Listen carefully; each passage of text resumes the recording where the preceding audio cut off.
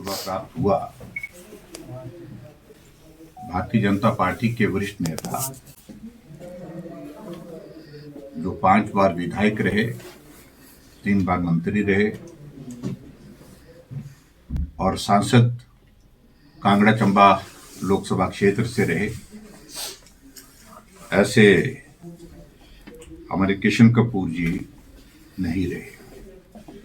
और स्वाभाविक रूप से ये बहुत बड़ी क्षति है हमारी पार्टी के लिए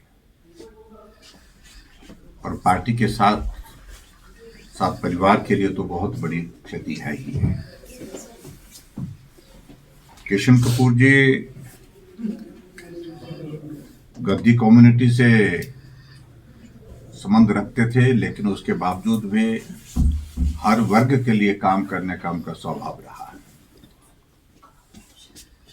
और एक ईमानदार नेता के रूप में उन्होंने अपने जीवन का लंबा कैरियर जो है वो राजनीतिक क्षेत्र में काम करते हुए दिया। वो मंत्री के नाते धूमल जी के साथ भी रहे, शायद शांता कुमार जी के साथ विधायक रहे और मेरे साथ भी मंत्री के नाते उन्होंने काम किया।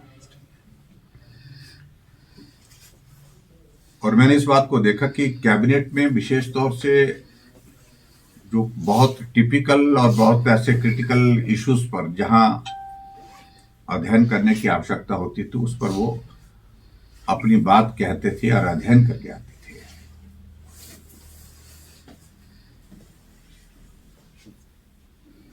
सांसद के नाते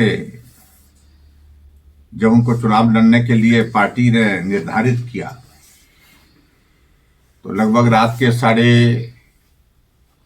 1:30 बजे के लगभग रात के मैंने उनको सूचना दी कि ऐसा पार्टी के अंदर विचार चल रहा है और कल केंद्रीय चुनाव समिति की बैठक है, उस बैठक में ये फैसला होना है। आपसे मुझे बात करने के लिए कहा है। तो उन्होंने फोन पर मुझे कहा कि पहले उन्होंने कहा कि मैं हूं, ठीक जगह हूं और मंत्री के नाते आपके साथ काम करने में मैं चाहता हूं कि थोड़ा और समय दूं, लेकिन मुझे आप 10 मिनट का समय सोचने के लिए दीजिए। और 10 मिनट के बाद फिर से उनका मुझे फोन आता है कि मुझे जो कुछ भी हासिल हुआ है वो पार्टी की वजह से हुआ है और इसलिए अगर पार्टी ने विचार किया है, अगर पार्टी ने इस तरह से विचार किया है कि मुझे कांगड़ा चंबा लोकसभा क्षेत्र से चुनाव लड़ाना है, तो मैं इस पार्टी के निर्णय का विरोध नहीं कर सकता हूं। पार्टी अगर फैसला करती है तो मैं चुनाव लड़ूंगा। और फैसला हुआ, चुनाव लड़ा और आज तक के हिमाचल के इतिहास के सारे रिकॉर्ड उन्होंने लोकसभा के उस चुनाव को जीत करके ध्वस्त किए।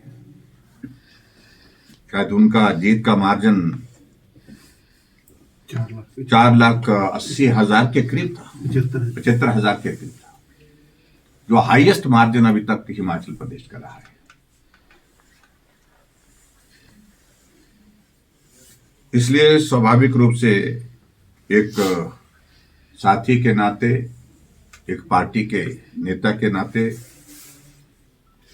हमने एक साथी खोया है, जिसका हमें बहुत दुख है और मैं ईश्वर से प्रार्थना करता हूं कि ईश्वर उनके परिवार को उस दुख को सहन करने की शक्ति दे और उनकी आत्मा को शांति दे। आज धर्मशाला मेरा किसी